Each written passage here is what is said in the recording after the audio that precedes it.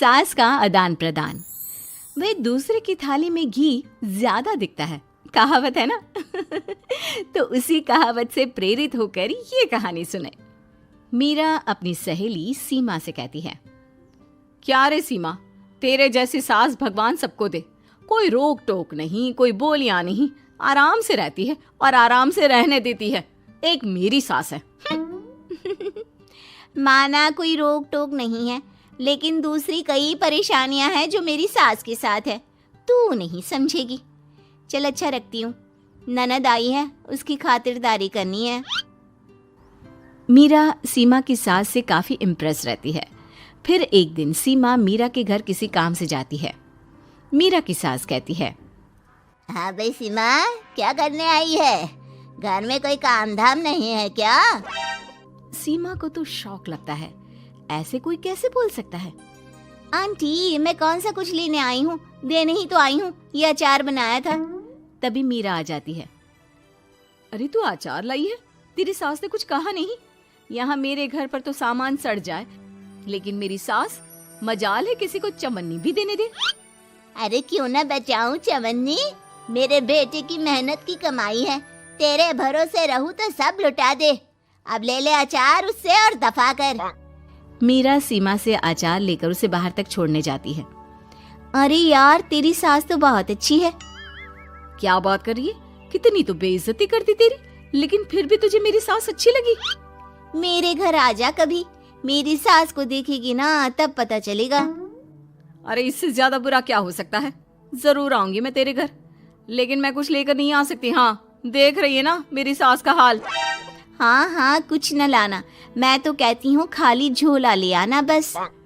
सीमा चली जाती है। फिर क्या, दोनों अपने काम में लग जाती हैं। लेकिन एक रोज न जाने क्या होता है, मीरा सीमा के घर आती है। सीमा की सास कहती है, अरे सीमा, देख तो कौन आया है, तेरी सहेली मीरा। मीरा, आज कैसे यहाँ पर? आजा आजा। और ये हाथ में क्या है तेरे? क्या मतलब? कुछ नहीं आंटी जी, ये तो खाली थैला है। वो क्या है ना, मंडी जा रही थी तो सोचा मीरा से मिलती चलूं। अरे काहे को मंडी जाना, कल ही मेरा बेटा सब्जी लेकर आया है।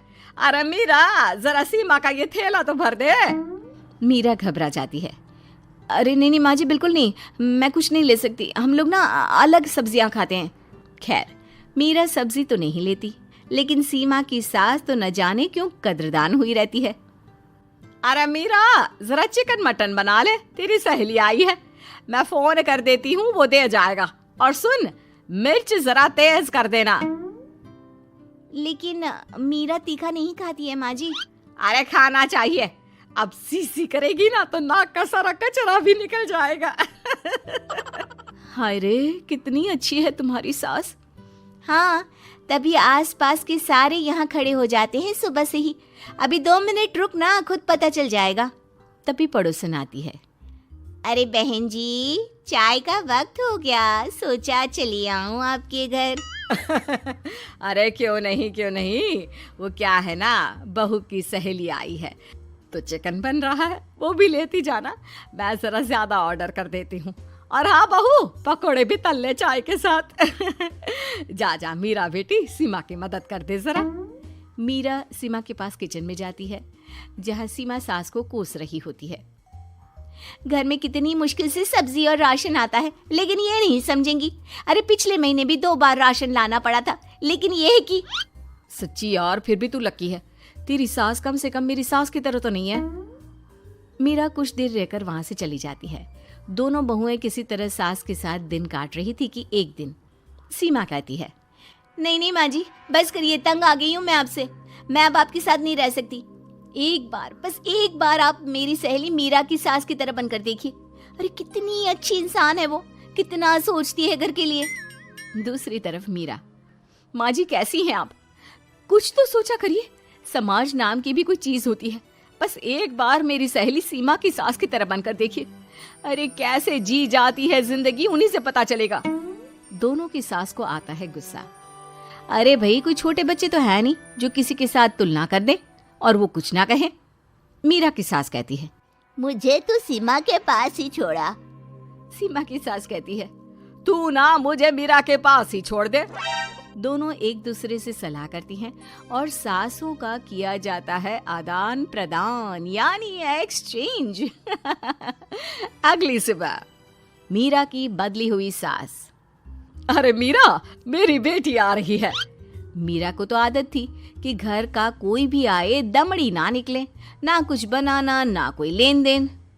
अच्छा माँ जी ठीक है, कोई बात नहीं। अरे कैसा कोई बात नहीं, अरे लाओ 16 तरह के पकवान और ननद को देने के लिए सीधा निकालो। सीधा समझती हो ना? देना लेन देन? अरे माँ जी कैसी बात कर दी। इस घर में जो कोई कुछ भी ले आए, लेकिन मजाल है घर की चवन्नी भी कहीं चली जाए। अरे ये तो परंपरा ही नहीं है इस घर की। बाकी खाना हो तो रोटी दाल बना देती हूँ। रोटी दाल तो मेरी बेटी दुख में भी नहीं खाती, तो मायके में क्यों खाए। मैं अभी चिकन मटन पनीर और दाल ऑर्डर कर रही हूँ, सब बना देना। लेकिन मेरी तो आदत ही नहीं है इतना सारा खाना बनाने की।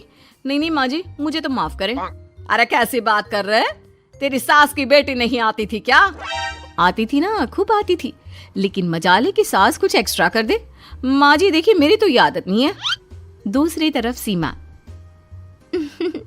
माँ जी वो मेरे मायके से लोग आ रहे हैं, तो मैं जरा उन लोगों के लिए कुछ बना लेती हूँ। क्यों क्यों बना लेती हो? दाल रोटी बनी है ना, साथ में अचार रख देना। वैसे आ क्यों रहे हैं बेटी के घर? सीमा को तो बहुत बुरा लगता है। कहाँ तो उसकी सास पड़ोसी के कुत्ते को भी घी की रोटी खिलाती है, और कहाँ ये मीरा की सास जो उसके मायके वालों के लिए सूखी रोटी अचार रख देने की बात कर रही है। वो मेरी भाभी आई है ना, नई नई, तो शादी के बाद भाई पहली बार आ रहा है। हाँ तो उन लोगों को बोल दो, हमारे घर का रिवाज है सास के लिए 10 साड़ी हार और सजावट का सामान लेकर ही आना, समझे? सास तो बोली जा रही थी, लेकिन सीमा को कुछ समझ में नहीं आ रहा था कि वो क्या करे। सीमा का पति। अरे सीमा क्या हो गया, तुम्हें तो माँ से बिल्कुल ऑपोजिट चाहिए थी ना। कहाँ माँ हर किसी के आओ भगत में तुम्हें लगा कर रखती थी, लोगों से खूब मिलती, घर का सामान बांटा करती थी। अरे याद है ना, तुम्हारे घर वाले आते थे 1 पैकेट लेकर और जाते थे पूरे 10 थैले के साथ।